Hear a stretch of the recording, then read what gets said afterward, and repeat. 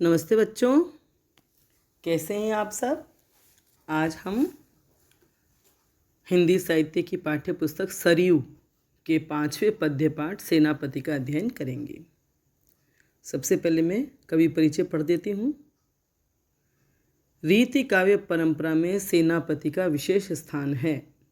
इनके पितामह का नाम परशुराम दीक्षित तथा पिता का नाम गंगाधर दीक्षित था।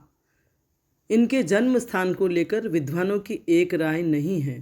इनके पिता गंगा के किनारे अनूप बस्ती में रहते थे। जनश्रुति के अनुसार सेनापति अनूप शहर जिला बुलंदशहर के निवासी थे। सेनापति संस्कृत के प्रकांड पंडित थे। सेनापति की 2 रचनाएं मानी जाती हैं, कवित्त रत्नाकर और काव्य कल्पद्रुम। विद्वानों का मानना है कि ये दोनों एक ही ग्रंथ है। कवित्त रत्नाकर में 5 तरंगे तथा 394 छंद हैं। श्लेष इनका सर्वाधिक प्रिय अलंकार है। सेनापति अपने ऋतु वर्णन के लिए विशेष प्रसिद्ध हैं। इनके पदों में प्रकृति का सूक्ष्म निरीक्षण मिलता है। इन्होंने शरद, ग्रीष्म और वर्षा ऋतु के मनमोहक चित्र प्रस्तुत किए हैं। ग्रीष्म और वर्षा ऋतु का तो इन्होंने अद्भुत वर्णन किया है और ये राम भक्त कवि हैं। सेनापति ब्रज भाषा के सिद्ध हस्त कवि हैं। ब्रज भाषा के सिद्ध हस्त कवि माने कुशल कवि हैं। प्रवाह युक्त भावानुकूल भाषा प्रयोग इनके काव्य की उल्लेखनीय विशेषता है। इनकी भाषा में ओज, प्रसाद एवं माधुर्य गुणों का अद्भुत संयोग है। इनके काव्य में सहजता है तथा संस्कृत निष्ठ शब्दावली होते हुए भी कहीं भी क्लिष्टता नहीं आती, मतलब कहीं पर भी कठिनाई नहीं आती संस्कृत निष्ठ शब्दावली होने के बावजूद। पाठ परिचय। इस पाठ में क्रमशः 2 पद बसंत ऋतु और 2 पद ग्रीष्म ऋतु से संबंधित हैं। ऋतु वर्णन के पद सेनापति के प्रकृति विषयक सूक्ष्म निरीक्षण और उनकी सौंदर्यानुभूति को उद्घाटित करने वाले हैं कि उन्होंने कितना प्रकृति को सूक्ष्म दृष्टि से देखा है या कितनी सूक्ष्मता से देखा है और सौंदर्य की अनुभूति किस स्तर पर उन्होंने की है और किस तरह से उद्घाटित की है। प्रथम 2 पदों में ऋतुराज बसंत के आगमन और उसके प्रभाव का वर्णन कवि ने बड़ी ही भावुकता के साथ किया है। ऋतुराज बसंत एक राजा की तरह पूरे दल बल के साथ आता है। शेष 2 पदों में ग्रीष्म ऋतु के प्रभाव को व्यक्त किया है। ग्रीष्म ऋतु के आगमन से पूर्व ही तल घरों को सुधारा जाता है। जल यंत्रों का रख रखाव कर इत्र, गुलाब जल आदि की व्यवस्था पहले ही कर ली जाती है। भाव के अनुसार भाषा का प्रयोग यहाँ दृष्टव्य है। अब हम पढ़ते हैं उनका पहला पद ऋतु वर्णन। उसमें बसंत ऋतु का चित्रण है। कविता पढ़ देती हूँ मैं पहले। बरन बरन तरु फूले उपवन वन, सोई चतुरंग संग दल लहियत है। बंदी जिमी बोलत बिरद बीर कोकिल है, गुंजत मधुप गान गुन गहियत है। आवे आस पास पुहपन की सुबास सोई, सौंधे के सुगंध मांझ सने रहियत है। शोभा को समाज सेनापति सुख साज आज, आवत बसंत ऋतुराज कहियत है।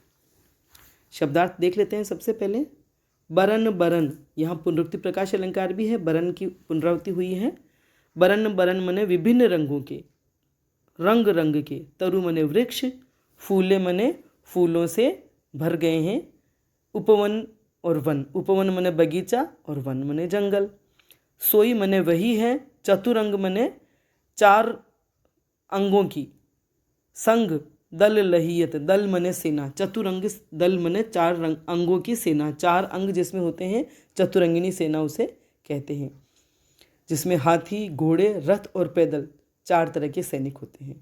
बंदी जिमी बोलत, बंदी मने बंदी जो राजा का गुणगान करते हैं। चारण भाट, जिमी मने समान, बिरत मने यश के गान, बीर कोकिल है, कोकिल मने कोयल, गुंजत मधुप, गुंजत मने गुंजार करते हैं, मधुप मने भौरे, और गान गुण मतलब गीतों का आनंद, संगीत का आनंद, गहियत है ग्रहण करते हैं या लेते हैं। आवे आस पास पुहुपन की सुबास सोई, पुहुपन की सुबास मने पुहुपन मने पुष्पों की, सुबास मने सुगंध, सोई मने वही, सौंधे के सुगंध मांझ सने रहियत है। सौंधे मने सौंधी सौंधी, सुगंध, सने रहियत मने सने रहते हैं, भीगे रहते हैं। शोभा को समाज सेनापति सुख साज, सुख साज मने सुख के साधन, आनंद के साधन।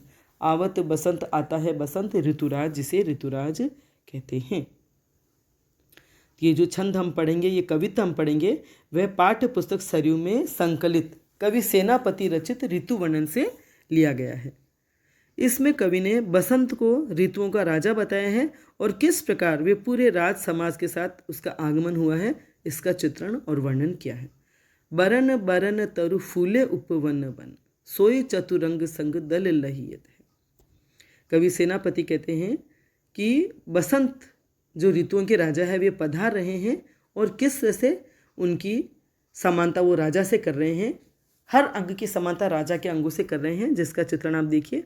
बरन बरन तरु फूले उपवन वन, कि वन में, उपवन में बरन बरन विभिन्न रंगों के, तरह तरह के रंगों के फूल वृक्षों पर खिल गए हैं। वन में और उपवन में विभिन्न रंगों के, विभिन्न प्रकार के फूल वृक्षों पर खिल गए हैं। सोई चतुरंग संग दल लहियत, तो ये जो खिले हुए फूल हैं तरह तरह के वृक्षों पर, वे ही मानो राजा की चतुरंगिणी सेना है। जिस प्रकार एक राजा की चतुरंगिणी सेना होती है, हाथी, घोड़े, पैदल, रथ सब सवार उसके साथ होते हैं या उसकी चतुरंगिणी सेना में शामिल होते हैं, उसी प्रकार से बसंत जो ऋतुओं के राजा है, उनकी सेना में विभिन्न प्रकार के रंग बिरंगे फूल हैं जो पेड़ों पर लदे हुए हैं, या पेड़ जो फूलों से लदे हुए हैं, वे एक राजा की सेना के समान बसंत ऋतुराज की सेना के समान हैं। या बसंत ऋतुराज की सेना पर राजा की सेना का आरोप है।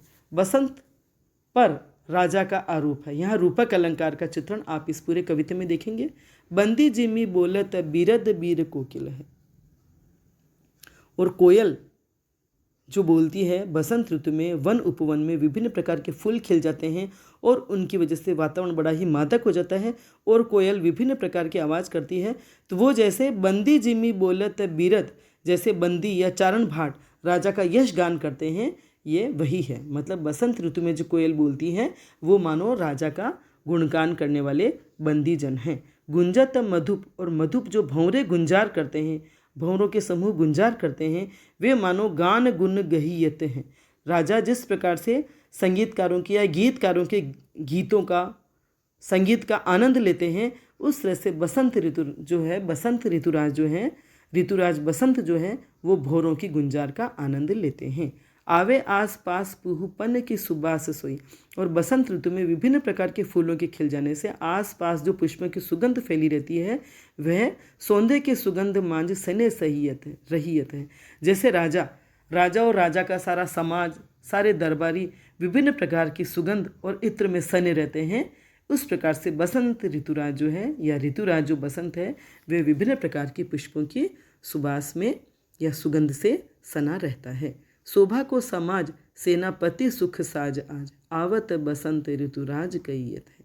कवि सेनापति अंतिम पंक्तियों में कह रहे हैं कि जिस प्रकार से एक राजा की शोभा बढ़ाने वाला समाज, मतलब राज समाज सारा, जिसमें मंत्री दरबारी सभी होते हैं, मुख्य कर्मचारी, वो राजा की शोभा बढ़ाते हैं, राजा के साथ चलते हैं, सारे सुख के साधन राजा के साथ साथ चलते हैं। जब राजा की सवारी निकलती है, तो वैसे ही ऋतुराज बसंत के साथ ये सारे सुख के साधन, सुख के साज भी चले आ रहे हैं। विभिन्न प्रकार के रंग बिरंगे फूलों के समान उनकी चतुरंगिणी सेना है। और जिस तरह से कोयल कूकती है या कोयल की आवाज़ होती है, वो समझ लो राजा के बंदीजन जो उनका यश गान करते हैं उसके समान है।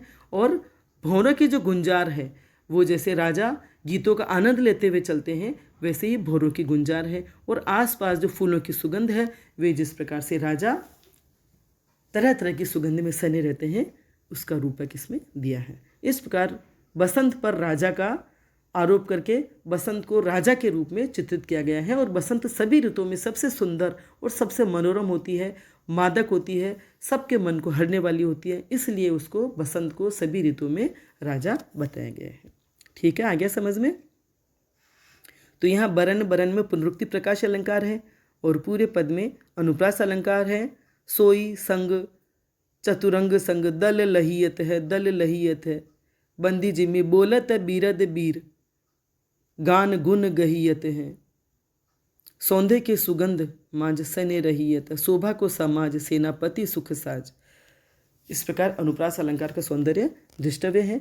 कवि ने सांग रूपक के माध्यम से बसंत के आगमन पर जो प्रकृति में कितने सुंदर और सुखद परिवर्तन होते हैं और किस प्रकार मनोहारी दृश्य पैदा होते हैं, उनका चित्रण किया है। सांग रूपक अलंकार वहाँ होता है जहाँ सभी अंगों पर भी रूपक का मतलब सभी अंगों पर भी आरोप किया जाता है। यह बसंत ऋतु के सभी अंगों पर राजा के अंगों का आरोप किया गया है। बसंत पर राजा का आरोप है, तो बसंत के जो फूल हैं, तरह तरह के रंग बिरंगे फूल हैं, उस पर राजा की सेना का आरोप है।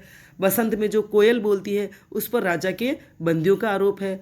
मधुप और भौरों की गुंजार पर उनके गीतकारों का आरोप है। और तरह तरह की जो सुगंध फैली रहती है उसमें उनके इत्र में सने हुए सभी राजा और उनके दरबारियों का आरोप है। इस प्रकार से यहाँ सांग रूपक अलंकार का भी बहुत ही सुंदर चित्रण है। और बसंत ऋतु में प्रकृति की शोभा के सभी चित्र उपस्थित है। ब्रज भाषा का लालित्य और उसकी मधुरता, कवित्व छंद है, उपमा, अनुप्रास और पुनरुक्ति प्रकाश अलंकार भी इस कवित्व में दृष्टव्य है। ठीक है, आगे चलें। दूसरा पद पढ़ती हूँ मैं। मलय समीर शुभ सौरभ धरन धीर, सरबर नीरजन मज्जन के काज के, मधुकर पुंज पुनि मंजुल करत गुंज, सुधरत कुंज सम सदन समाज के, व्याकुल वियोगी जोग के सके न जोगी तहाँ, बिहरत भोगी सेनापति सुख साज के, सघन तरु लसत बोले पिक कुल सत, देखो ही ये हुल्लसत आए ऋतुराज की। सेनापति के कवित्व हैं जो हम पढ़ रहे हैं। कवित्व में जिस प्रकार 8 8 8 8 और 7 पर विराम से एक चरण होता है, वर्णों की अधिकता से हर चरण 2-2 पंक्तियों में है। तो पहली पंक्ति में 16 और दूसरी पंक्ति में 15 पर विराम है, और इस प्रकार 2 पंक्तियों से एक चरण होकर के हर कवित्व के 4-4 चरण हैं। शब्दार्थ देख लेते हैं पहले।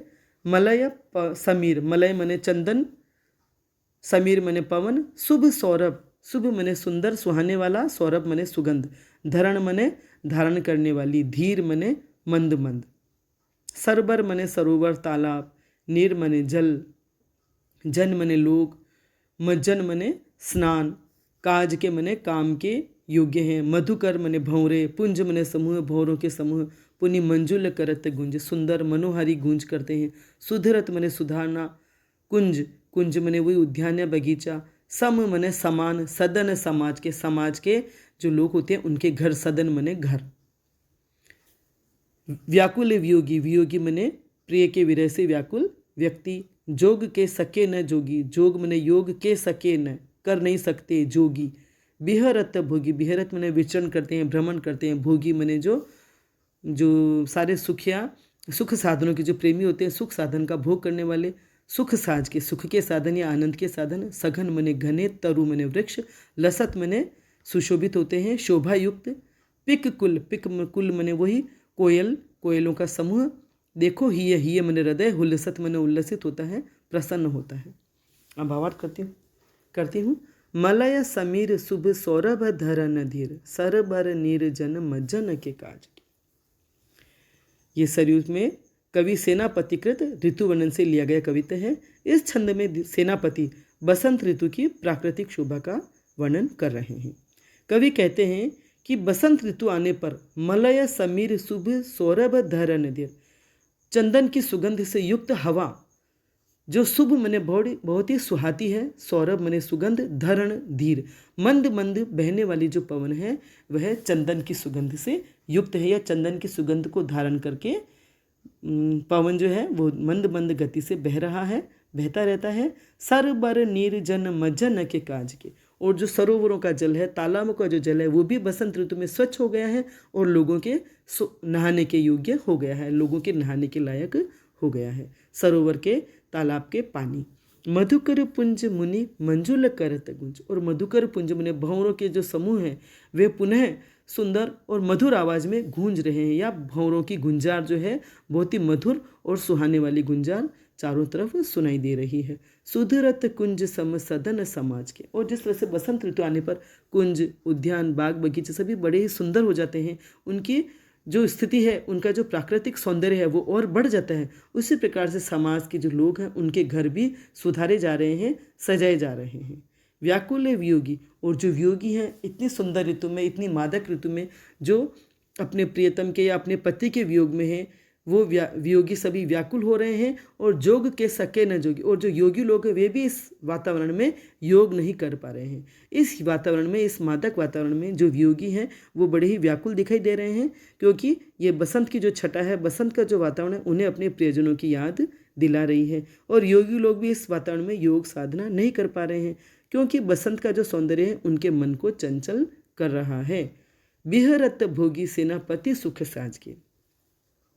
सेनापतियाँ कह रहे हैं जो सुख साधनों का भोग करने वाले जो व्यक्ति हैं, विहरत भोगी, वो विचरण कर रहे हैं, भ्रमण कर रहे हैं। जो भोगी हैं, जो सुख साधनों का भोग करने वाले व्यक्ति हैं, वो सुख के आनंद के साधनों के साथ विचरण कर रहे हैं, भ्रमण कर रहे हैं और इस ऋतु का आनंद ले रहे हैं। सघन तरु लसत बोले पिक कुल सत, और सघन घने घने वृक्ष हो गए हैं, फूलों से लद करके जो वृक्ष घने हो गए हैं वे शोभा पा रहे हैं। मतलब बसंत ऋतु में सघन होकर के वृक्ष बड़े ही सुशोभित हो रहे हैं, और उन पर पिक कुल, कोयलों के समूह बोल रहे हैं, अपनी मधुर आवाज़ में गा रहे हैं, बोल रहे हैं। देखो ही ये हुल्लसत आए ऋतुराज के। तो इस प्रकार ऋतुराज बसंत के आने पर सभी के हृदय उल्लसित हो रहे हैं, हर्षित हो रहे हैं, प्रसन्न हो रहे हैं। तो इस प्रकार ऋतुराज बसंत के आने पर सारा वातावरण इतना मनोहर हो रहा है, सुंदर हो रहा है। प्राकृतिक दृश्य बहुत ही मन को मोहने वाला है, और इसमें जो वियोगी हैं वे व्याकुल होकर घूम रहे हैं, और जो भोगी हैं वे बड़े ही प्रेम से, खुशी से, सुख के साधनों के साथ विचरण कर रहे हैं। आ गया समझ में? तो बसंत में जो प्राकृतिक परिदृश्य में जितने भी परिवर्तन हुए हैं उन सभी का वर्णन किया जा रहा है। भाषा बड़ी प्रवाहमयी है और प्रकृति चित्रण के लिए बहुत ही उपयुक्त शैली अपनाई गई है। और इसमें पुंज, गूंज, मंजुल, कुंज, वियोगी, योगी, भोगी, नीर, धीर, लसत, सत, हुलसत आदि शब्दों के द्वारा ध्वनि सौंदर्य, नाद सौंदर्य उत्पन्न किया गया है। समीर, शुभ सौरभ, धरन धीर, जन मज्जन के काज के, सुधरत कुंज सम सदन समाज के, जोग के सके न जोगी, सुख साज के, पिक कुल आदि में अनुप्रास अलंकार है। ठीक है, आ गया समझ में? आज हम इतना ही पढ़ेंगे, आगे के 2 पद है जो बाद में।